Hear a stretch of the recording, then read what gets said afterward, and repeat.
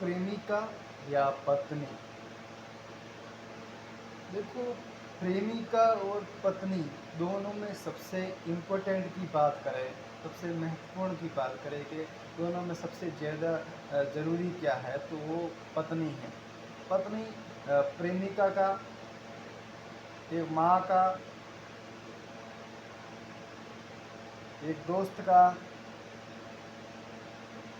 किरदार निभा सकती है, लेकिन प्रेमिका नहीं। जो प्रेमिका होती है वो ये कभी नहीं कर सकती, ऐसा काम नहीं कर सकती है।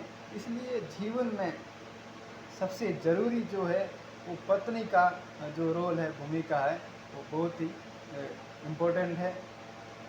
तो मेरे ख्याल से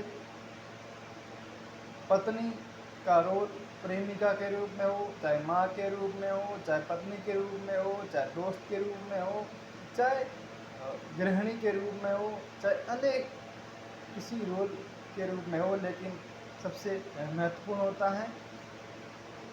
लेकिन प्रेमिका ये रोल अदा करने में असफल है, क्योंकि वो सिर्फ प्रेमिका का ही रोल कर सकती है, अन्य किसी का वो रोल नहीं कर सकती है। जीवन में इसी तरह हमारे जीवन के अंदर अगर प्रेमिका का नाम रहे तो वो पढ़ाई है।